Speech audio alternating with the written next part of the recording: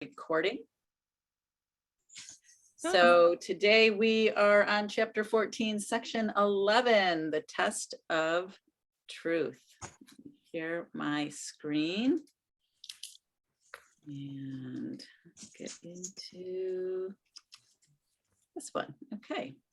Oh dear. And if you would like to mute while I'm reading, that would be great. And then you can unmute as soon as we are open for discussion again. A Course in Miracles, chapter 14, section 11, the test of truth. Yet the essential thing is learning that you do not know. Knowledge is power, and all power is of God. You who have tried to keep power for yourself have lost it. You still have the power, but you have interposed so much between it and your awareness of it that you cannot use it. Everything you have taught yourself has made your power more and more obscure to you. You know not what it is, nor where. You have made a semblance of power and a show of strength so pitiful that it must fail you. For power is not a seeming strength, and trust is beyond semblance of any kind. Yet all that stands between you and the power of God in you is but your learning of the false and of your attempts to undo the true. Be willing then for all of it to be undone, and be glad that you are not bound to it forever. For you have taught yourself how to imprison the Son of God, a lesson so unthinkable that only the insane in deepest sleep could even dream of it. Can God learn how to be God? And can his Son, given all power by him, learn to be powerless? What have you taught yourself that you can possibly prefer to keep in place of what you have and what you are? At one moment teaches you how to escape forever from everything that you have taught yourself in the past by showing you only what you are now. Learning has been accomplished before its effects are manifest. Learning is therefore in the past, but its influence determines the present by giving it whatever meaning it holds for you. Your learning gives the present no meaning at all. Nothing you have ever learned can help you understand the present or teach you how to undo the past. Your past is what you have taught yourself. Let it all go. Do not attempt to understand any event or anything or anyone in its light, for the darkness in which you try to see can only obscure. Put no confidence at all in darkness to illuminate your understanding, for if you do, you contradict the light and thereby think you see the darkness. Yet darkness cannot be seen, for it is nothing more than a condition in which seeing becomes impossible. You who have not yet brought all of the darkness you have taught yourself into the light in you can hardly judge the truth and value of this course.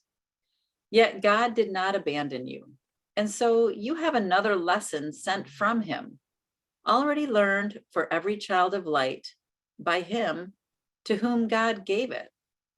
This lesson shines with God's glory, for in it lies his power, which he shares so gladly with his Son.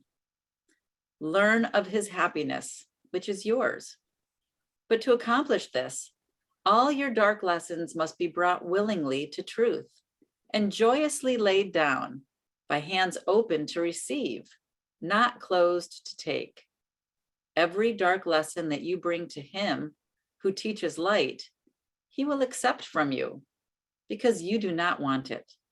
And he will gladly exchange each one for the bright lesson he has learned for you. Never believe that any lesson you have learned apart from him means anything. You have one test, as sure as God, by which to recognize if what you learned is true. If you are wholly free of fear of any kind, and if all those who meet or even think of you share in your perfect peace, then you can be sure that you have learned God's lesson and not your own. Unless all this is true, there are dark lessons in your mind that hurt and hinder you and everyone around you. The absence of perfect peace means but one thing.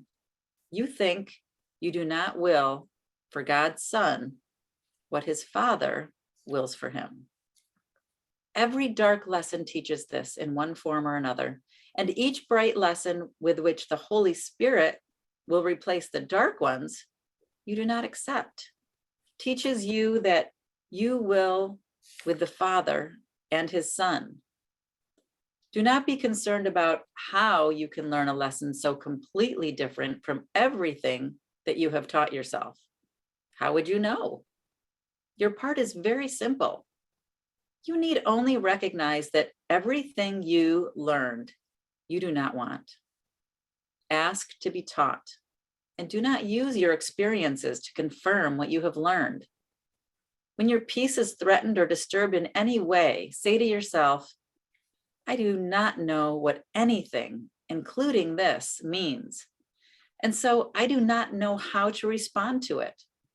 And I will not use my own past learning as the light to guide me now. By this refusal to attempt to teach yourself what you do not know, the guide whom God has given you will speak to you. He will take his rightful place in your awareness the instant you abandoned it and offer it to him. You cannot be your guide to miracles, for it is you who made them necessary. And because you did, the means on which you can depend for miracles has been provided for you. God's Son can make no needs his Father will not meet, but if he but turn to him ever so little. Yet he cannot compel his Son to turn to him and remain himself. It is impossible that God lose his identity, for if he did, you would lose yours. And being yours, he cannot change himself, for your identity is changeless. The miracle acknowledges his changelessness by seeing his Son as he always was, and not as he would make himself. The miracle brings the effects that only guiltlessness can bring, and thus establishes the fact that guiltlessness must be. How can you, so firmly bound to guilt and committed so to remain, establish for yourself your guiltlessness? That is impossible. But be sure that you are willing to acknowledge that it is impossible. It is only because you think that you can run some little part or deal with certain aspects of your life alone that the guidance of the Holy Spirit is limited. Thus would you make him undependable and use this fancied undependability as an excuse for keeping certain dark lessons from him. And by so limiting the guidance that you would accept, you are unable to depend on miracles to answer all your problems for you. Do you think that what the Holy Spirit would have you give, he would withhold from you? You have no problems that he cannot solve by offering you a miracle. Miracles are for you, and every fear or pain or trial you have has been undone.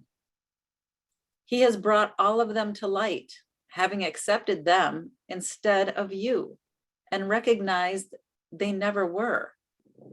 There are no dark lessons he has not already lightened for you. The lessons you would teach yourself, he has corrected already.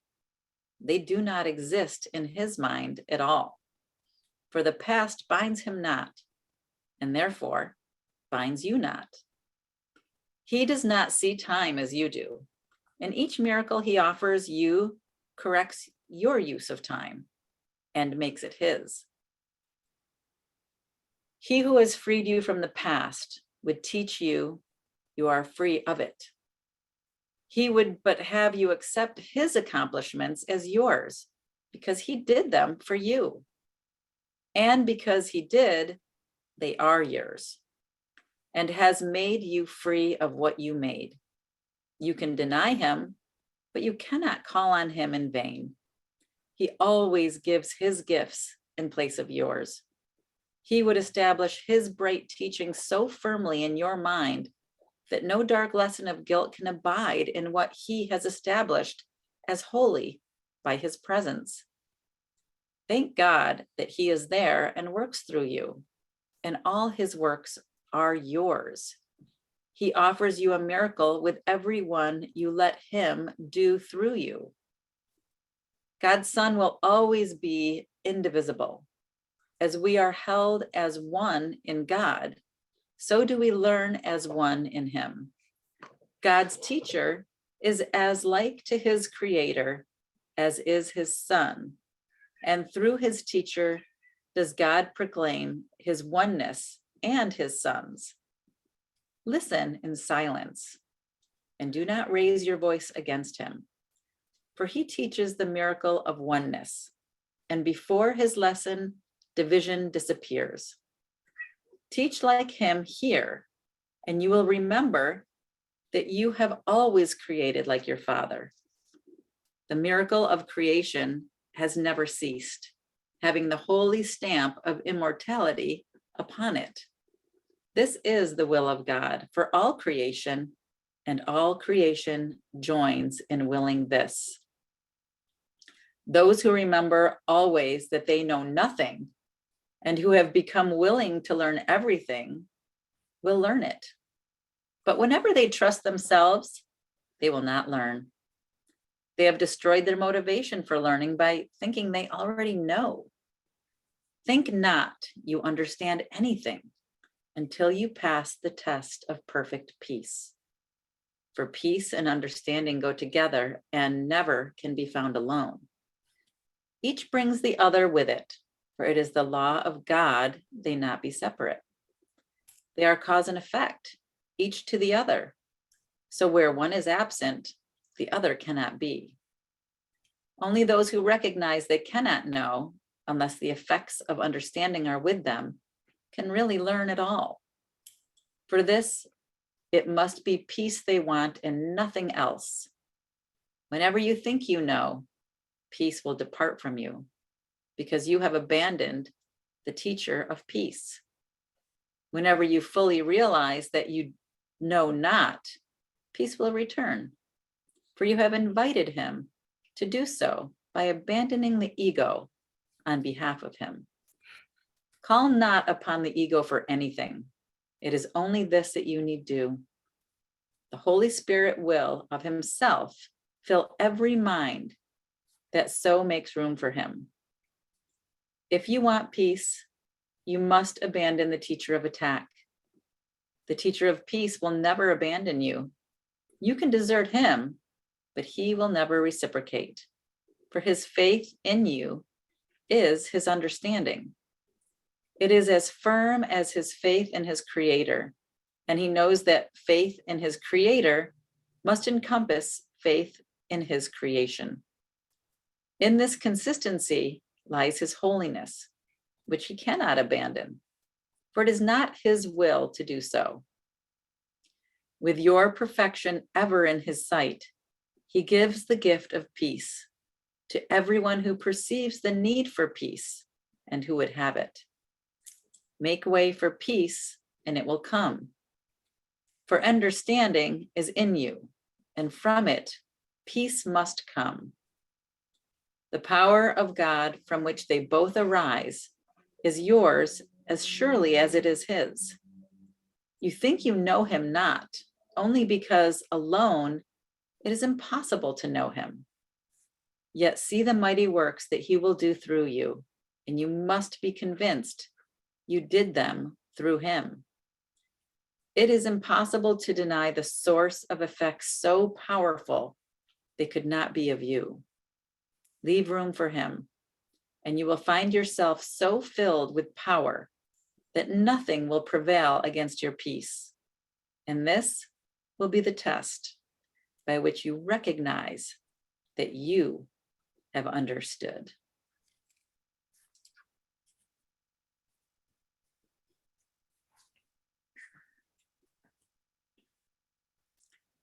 So simple, so powerful.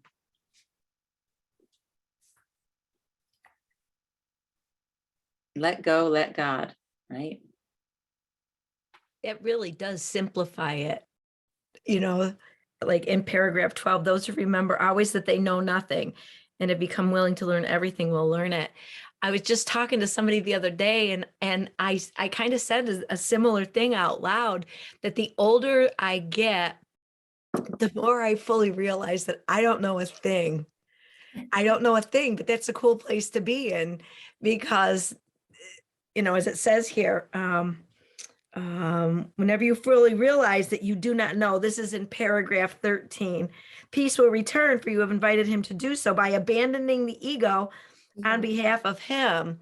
So, I mean, in a nutshell, this whole course is not only about forgiveness and finding your place of peace, but the absolute demise of the ego.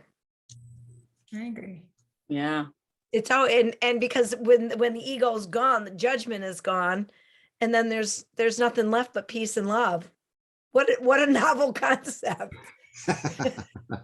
Well, I love paragraph 5 that basically tells you how to do the test, right?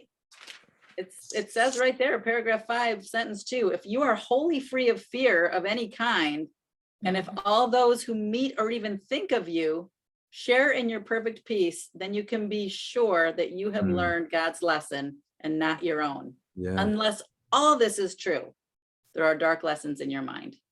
Yeah. Wow. And there it is right there, right? Anytime you have that little stab of fear, it's a reminder to let go. You've already aligned with fear. Let go, let God.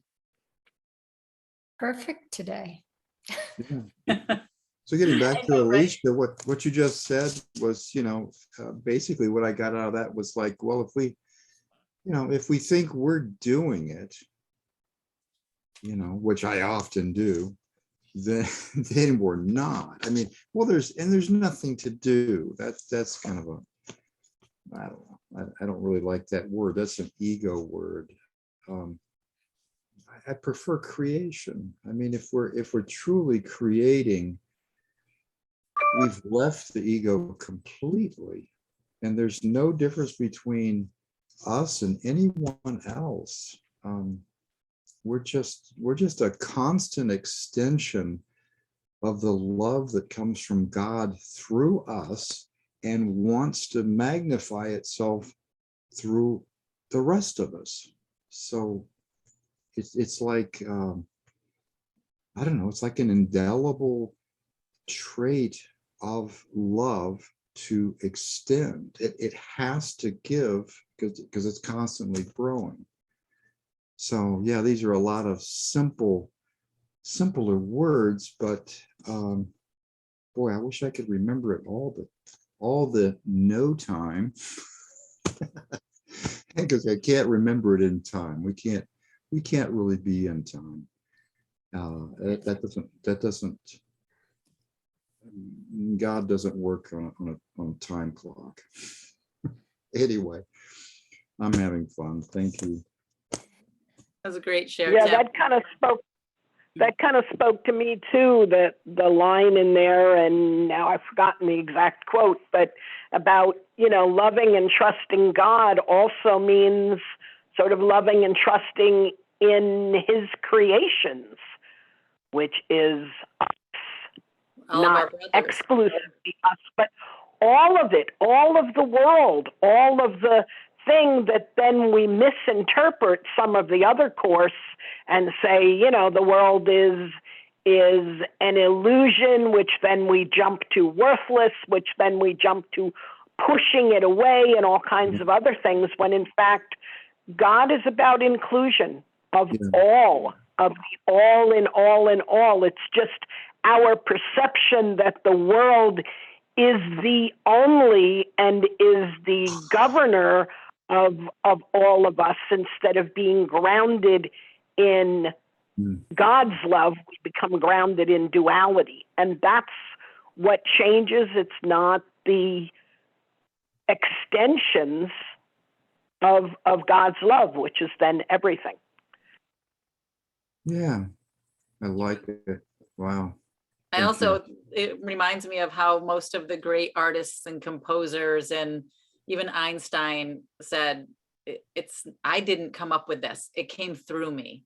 It was a part of divine intervention in creation that comes through you and isn't of you, right?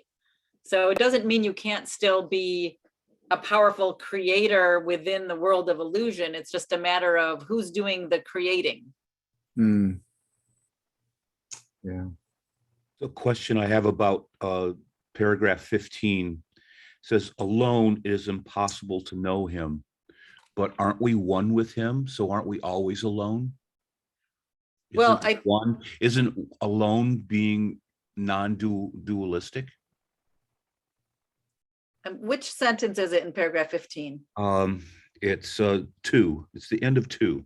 Okay, yet you see mighty works that he will do through you, and you must be convinced you did them through him. I think you know him not, only because alone it is impossible. You know what I thought of that when I read that, Carl?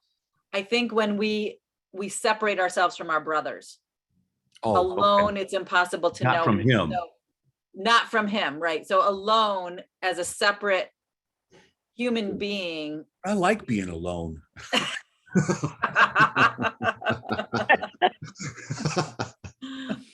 I think it goes back to being able to see the Christ in your brother, right? Instead of seeing the attack, right? Seeing the Christ or the perfect, complete love in your brother. And I think that goes back to, that's the perfect peace, right? When you no longer feel attacked in any way by anyone and can only always offer love, because they say all attack is merely a call for love. If you can be in that place of just I love humanity. It's people I can't stand.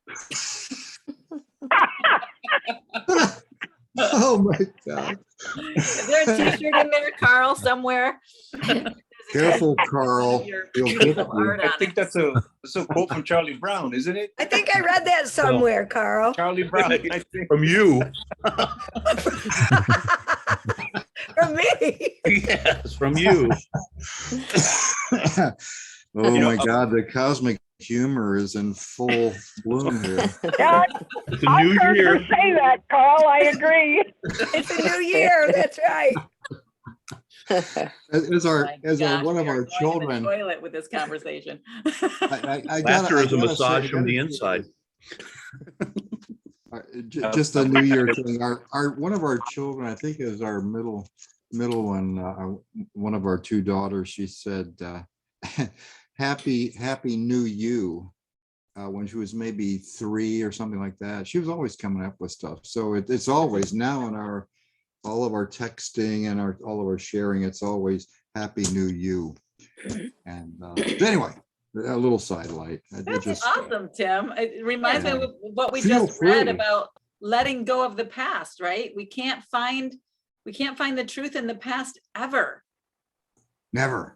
And It's you know, dead. It's I gone. think that was one of the things about A Course in Miracles that really helped to free me, because the past was always looming, right? I was always regurgitating what happened in the past.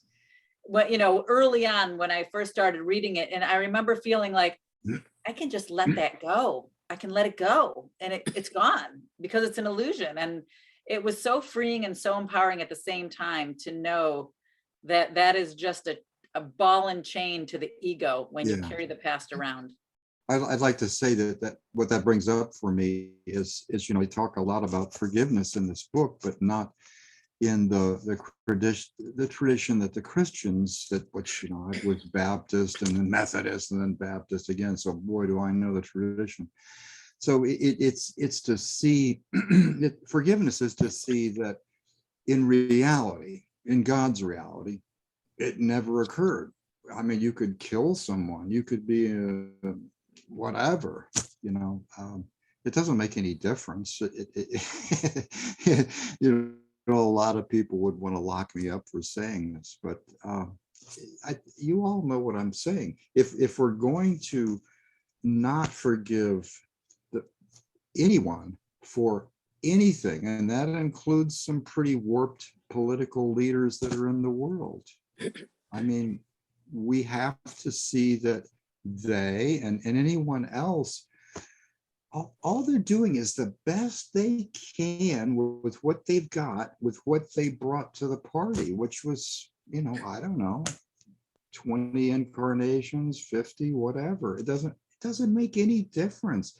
All that stuff is just trying to draw a grid, if you will, around our experiences and then judge everything by that grid. Oh, well, so here, oh, I see. Yeah, you're down there in the lower left corner. Nah, I got it. Yeah, I'm sorry. So all we do when we do that is we trap ourselves. We're caught, that grid becomes a net, and then we're trapped in our own net. We can't get out of it because we've kept them a part of it. We're all in that. The net dissolves into golden light, and there we are in space with God, and there's nothing but love. That's the end, I believe. So Absolutely. thanks for letting me. Also, my response to forgiveness is that when it truly comes from the God space, it's within you and not contingent on the outside world.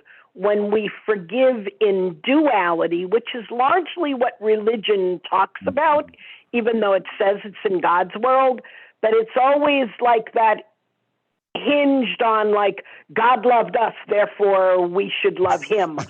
There's always this reciprocal thing. Oh, I forgive you, and then because I'm better than you, perhaps, I forgive you, and then you say, well, I don't forgive you, and you're like, okay, bitch, I didn't forgive you either. I was just trying to make. I'm taking it back. It's like, it's always a response when you truly are in the God space. It is pure forgiveness. Nothing that the other person does changes that. You're whole within that. Maybe you'll pick up something else that you then have to say, bring it to God. I need to forgive this too. But you are at peace with that which you handled in that present moment. Yeah. And that's the big difference. And I find too, Mary, with that, and you're so right, I find a lot of that has to do with a lot of inner work of self-love and self-care, right? Because when you get to a place where you truly are in that place of peace and love, and you honor yourself for that, it's harder to feel wounded, right? Because you feel I am love, therefore nothing you say means anything with regard to an attack, right? You don't even see it as an attack because you are so in love with yourself that you wouldn't see something that someone else is saying to you as possibly hurting you because you're so filled with self-love. It's what is there's a lesson on invulnerability, or probably several of them, but I think it's a great word. You know, in my invulnerability, and I don't know what it is. I don't want to go looking, but you know, the only person that can hurt you is you. Yeah, yeah, Carl, good. Yeah, I mean, the only way that anybody can affect the way you feel about yourself is you letting them do it. Right. And I think with the course, you know, that self-love comes from the acknowledgement that you are God, right? I mean, how much more powerful do you want to be? You know, I mean, when you know that you are God in all aspects of the truth, then nothing can hurt you. Nothing, there's no point in even, you know, arguing anything because you are love. Yeah, and again, I'm reminded, I was going to share a book I read, you know, 40 years ago from Alan Watts, but then I just, you know, based on what you were saying, I just thought, well, it was good stuff, but where am I now? That's just bringing up, you know, regurgitation or whatever. Where I'm going with this is the willingness to be is to be completely present and have, Yeah. anything happen. I mean, whatever, house catches on fire, well, I'm gonna deal with it. But you know what I'm saying? It's like our egos are very comfortable. We've been with them a long, long time, and we have to be ever vigilant that our investments in them. I tend to, for instance, like I have projects that I do, and I do them, and I find, there's a certain person in my life who doesn't appreciate the rapidity of which I'm completing a certain project. And I find myself, oh, I've worked 100 hours now on this, and no. And so that's, of course, that's ego, and how many of us do those kind of things? Oh, I cooked this meal, or I did whatever, and nobody said thanks or whatever. It's millions and millions of ways, but there's only the one true path. And anyway, I need to be quiet.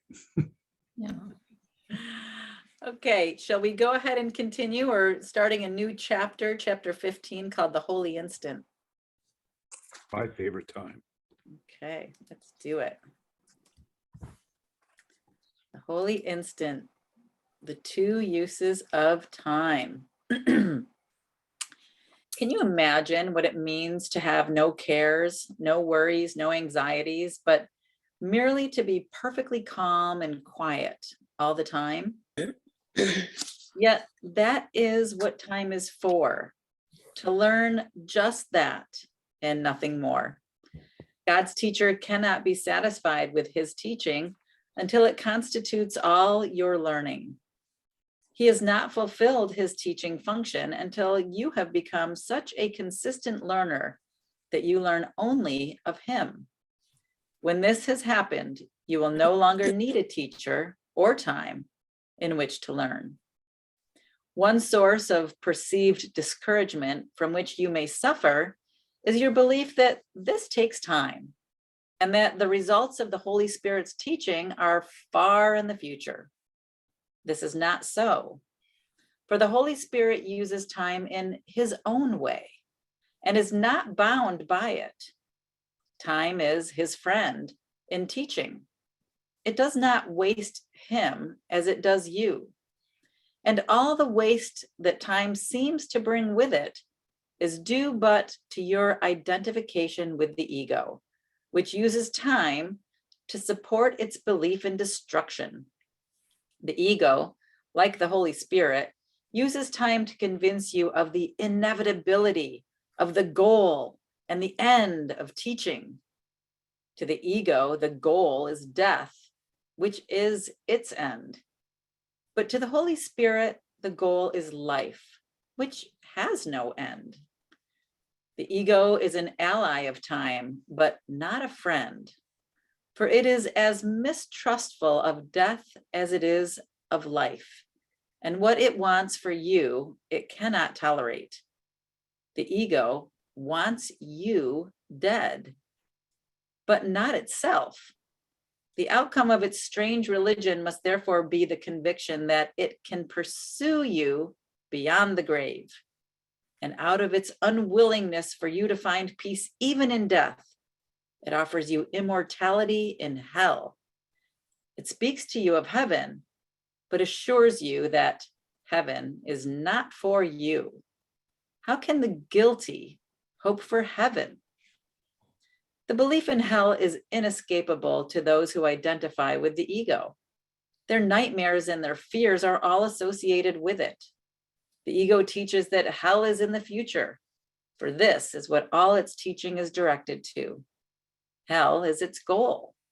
For although the ego aims at death and dissolution as an end, it does not believe it.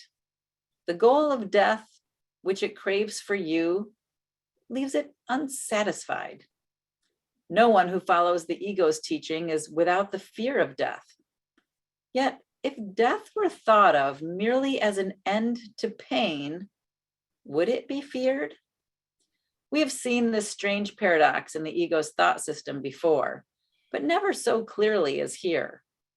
For the ego must seem to keep fear from you to hold your allegiance. Yet it must engender fear in order to maintain itself. Again, the ego tries, and all too frequently succeeds in doing both, by using dissociation for holding its contradictory aims together so that they seem to be reconciled. The ego teaches thus: death is the end as far as hope of heaven goes. Yet because you and the ego cannot be separated, and because it cannot conceive of its own death, it will pursue you still, because guilt is eternal.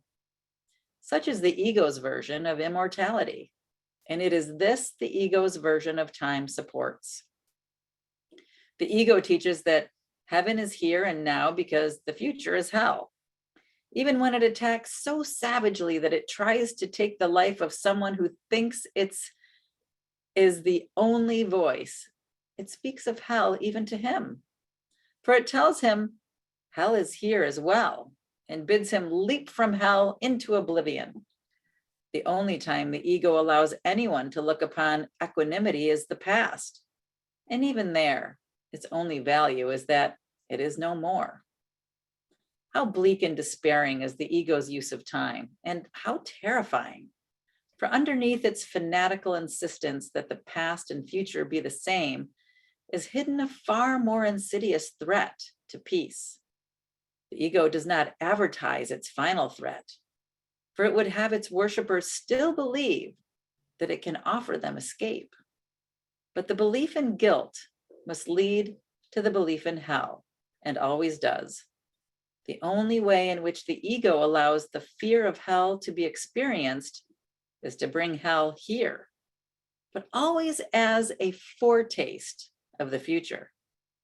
For no one who considers himself as deserving of hell can believe that punishment will end in peace. The Holy Spirit teaches thus: there is no hell. Hell is only what the ego has made of the present. The belief in hell is what prevents you from understanding the present because you're afraid of it. The Holy Spirit leads as steadily to heaven as the ego drives to hell. For the Holy Spirit, who knows only the present, uses it to undo the fear by which the ego would make the present useless. There is no escape from fear in the ego's use of time. For time, according to its teaching, is nothing but a teaching device for compounding guilt until it becomes all-encompassing, demanding vengeance forever. The Holy Spirit would undo all of this now. Fear is not of the present, but only the past and future, which do not exist. There is no fear in the present when each instant stands clear and separated from the past, without its shadow reaching out into the future.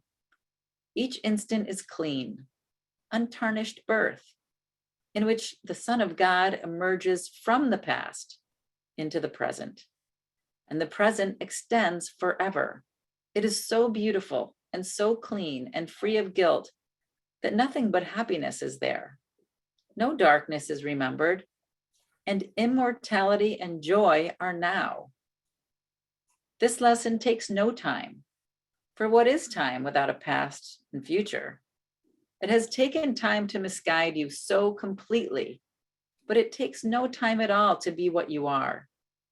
Begin to practice the Holy Spirit's use of time as a teaching aid to happiness and peace. Take this very instant now and think of it as there is of time, and think of it as all there is of time. Nothing can reach you here out of the past, and it is here that you are completely absolved, completely free and wholly without condemnation. From this holy instant, wherein holiness was born again, you will go forth in time without fear and with no sense of change with time. Time is inconceivable without change, yet holiness does not change. Learn from this instant more than merely that hell does not exist.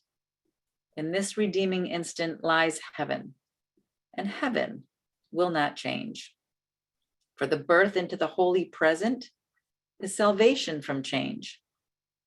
Change is an illusion taught by those who cannot see themselves as guiltless. There is no change in heaven because there is no change in God. In the holy instant in which you see yourself as bright with freedom, you will remember God. For remembering him is to remember freedom. If you are tempted to be dispirited by thinking how long it would take to change your mind so completely, ask yourself, how long is an instant? Could you not give so short a time to the Holy Spirit for your salvation? He asks no more, for he has no need of more. It takes far longer to teach you to be willing to give him this than for him to use this tiny instant to offer you the whole of heaven. In exchange for this instant, he stands ready to give you the remembrance of eternity. You will never give this holy instant to the Holy Spirit on behalf of your release while you are unwilling to give it to your brothers on behalf of theirs. For the instant of holiness is shared and cannot be yours alone. Remember then, when you are tempted to attack a brother, that his instant of release is yours. Miracles are the instants of release you offer and will receive. They attest to your willingness to be released and to offer time to the Holy Spirit for his use of it. How long is an instant? It is as short for your brother as it is for you. Practice giving this blessed instant of freedom to all who are enslaved by time, and thus make time their friend for them. The Holy Spirit gives their blessed instant to you through your giving it. As you give it, he offers it to you.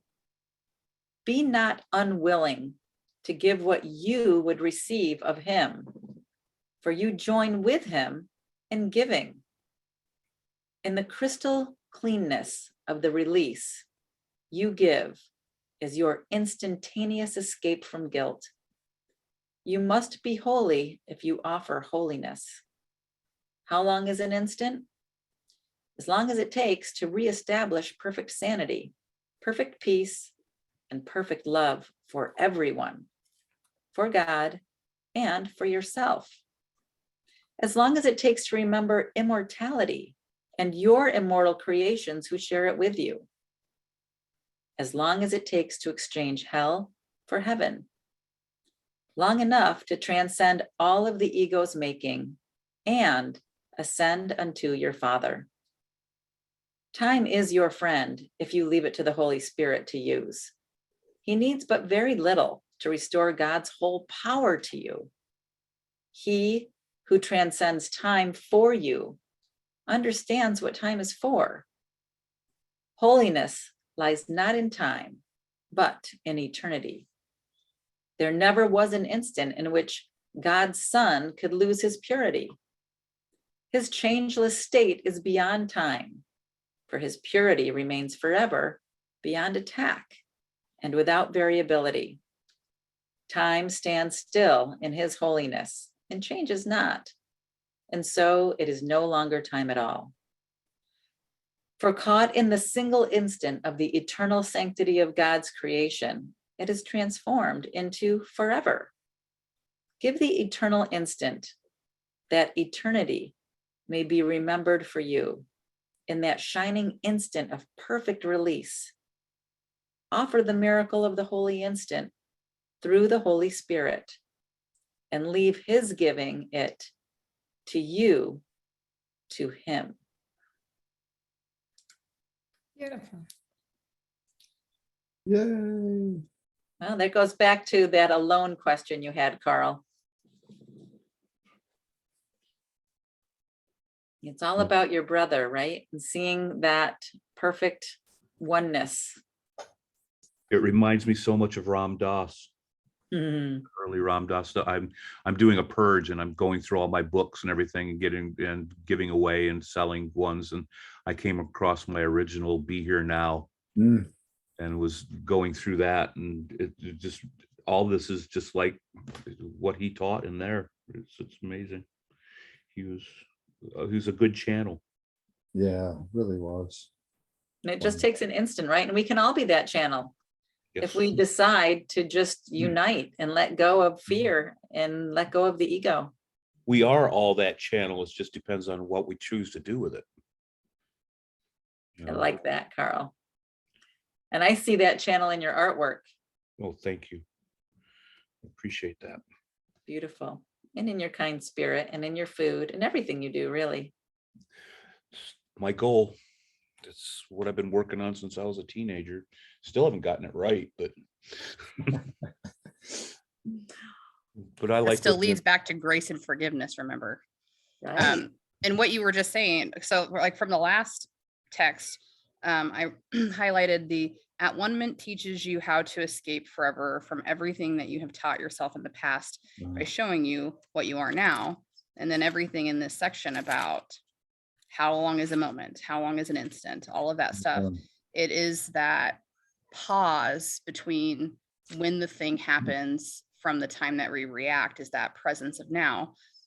As I've stated before, like my problem has always been, well, not always been, but I came into this spirituality with such a grounding of physicality in reality that this just spoke volumes to me, because the thing that I try to teach other people who are stuck in reality and who have no spirituality is that you're not a body. And that was such a hard concept for me to grasp in the beginning, because I only identified with being a physical being. I had no notion that I was a higher self beyond this entity until I really started paying attention to my physical emotions, because my emotions were the result of what my body was feeling, right? If I was scared or rejected or any of those low level feeling things, my body reacted to how I reacted in the past, because that's how I was conditioned to survival.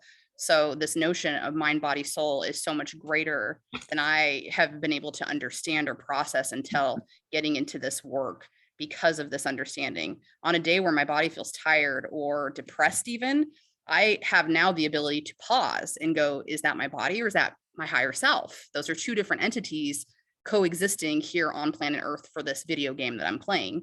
So this reprogramming yourself is just that. For me, I turned 36 in December. So that's 3.6 decades that I have to undo how my parents, my teachers, my pastors, any person of influence told me how to act growing up. And I have to literally start from square one and say, how does Rachel's higher self want to interact with each other and show up every day?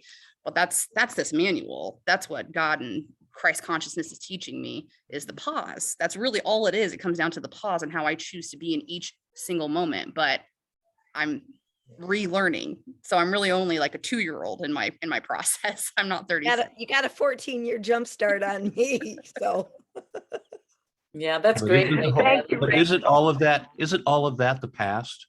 Isn't all of that what has come before? And the holy instant is all of that doesn't matter. Yeah. The only thing Yeah, that that's really what I was matters just is gonna right now. say.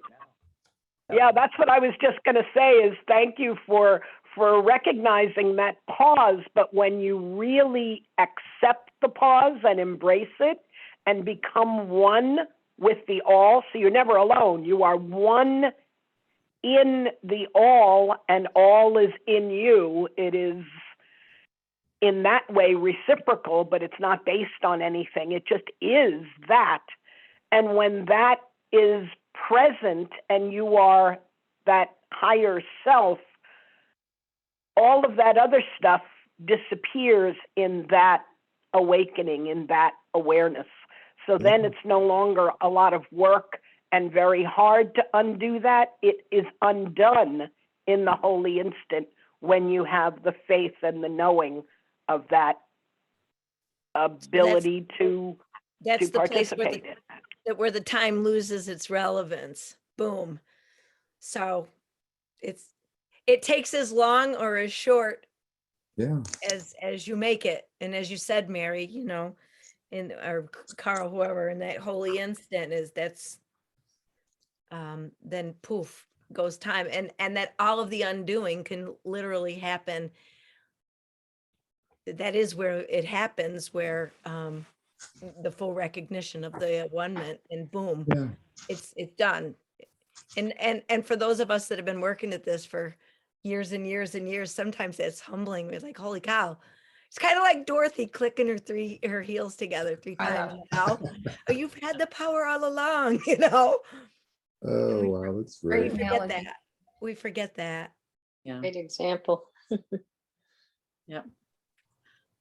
Yeah, I was just using that movie yesterday, as a matter of fact, that when the house fell on the Wicked Witch of the East or the West, I guess it was the East, and then Glinda, the Witch of the North, starts singing that. And one of our ladies in the group comes up in her soprano voice, and I'm trying to imitate her, and it's like, come out, forever you are, and meet the young lady who's come from a star. That's how she was singing. And so it's weird, but I often go back to, well, I guess probably a lot of us do, is to songs and movies and whatever, and we reinterpret it through that and give it new meaning. But it, it's useful and it's fun. So whatever. Just another. I actually had the thing come up. We know about suspenders, right? Nobody uses them anymore, hardly. I think I know. I have one friend that does, but I had an invention. They're called extenders. And I don't know what they look like. I don't think they can be seen, actually. They can only be felt. That's how God is playing with himself all the time. It's like my friend Ted, the one that has the suspenders. He'll say, yeah, if we can't laugh at what's going on, then, well, I might want to look at the ego's investment in whatever's going on right now. So if there's a possibility of embarrassment, then you're definitely in the ego. So anyway, I've talked enough. I do like what Rachel was talking about, how, sorry, kitty crossing here. What Rachel was talking about, this manual, right, to help guide us, because yes, it all does take place in an instant. But the ego has such a grasp on us, and it's that repetition of the ego and that undoing that's so necessary to be able to find that instant, right? And I love that we do have this manual and this ability to go through it. And that goes back to doing the lessons too, which we were talking about early on. The few of us that were here that joined at 12 o'clock, we were talking about the lessons and the importance of them. And Nick even brought up, because I had mentioned it at one time too, like, oh my gosh, I feel like I'm being brainwashed by A Course in Miracles. And I, at one point I put the book down and I was like, oh, no. I don't need another thing trying to brainwash me. I have my own thoughts, right? And then I realized that, this brainwashing was really just an unbrainwashing. It was bringing me back. It was peeling the onion and taking away the layers of the learned experiences from my early conditioning that Rachel had spoke of. There's that learned conditioning that has to be undone, and the lessons just do that so perfectly. Just systematically, just undo. I don't know about you, but there are many times when I'm looking around at this illusion that we live in, I need a good brainwashing. Right. Yeah. Right. Really. And talking about that experience of being, I don't know who brought it up. Maybe it was Alicia. I can't remember. But being in that experience of source, right? And so I had that experience, and I know I've shared this with you guys when I did that meditation Stuart Wildley put out, and I did opened up all my chakras, and was dribbling back and forth, and I was in that moment of now, and it was this expansive, amazing, breathtaking experience. And when I came out of it, it was like a washing, not just a brainwashing, but like my whole physical body, I felt was dipped in white light. And that's exactly what I was, clean and clear of anything and everything. And it was just a wonderful, amazing experience. And I can only imagine that that's what it feels like to be in the presence of the Holy Spirit eternally, now, always, just being in that place of one.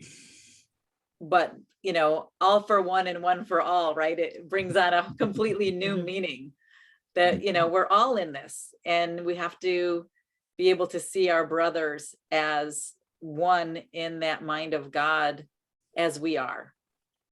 And that's the work. Yeah. Yay. A few more minutes before we're closing. It's 1:26, so I don't want to start reading anything right now and get stuck not being able to discuss. So if anybody has any last minute shares, feel free. Well, I'll just say, you know, I was going to bring up something, you know, at the 12 o'clock hour there when we came on, and you know, I found my answer. You know, came back. It's always the same answer. You know, that there's never different answers. It's always, I have to say to myself, Tim, are you so invested in this person, whoever that person is? It could be somebody very close to me in my life. It doesn't make any difference. Are you so invested in criticizing and therefore condemning them that you're going to end your connection with your Father? What is the cost? And the cost, you can say, well, it's just time, but we chose to come here and incarnate into these bodies, and we created an ego. The Course is very clear about this. We created an ego, and it became basically a double-blind study. This is just something that's worked out over the years, in which, you know, the ego invests in the body.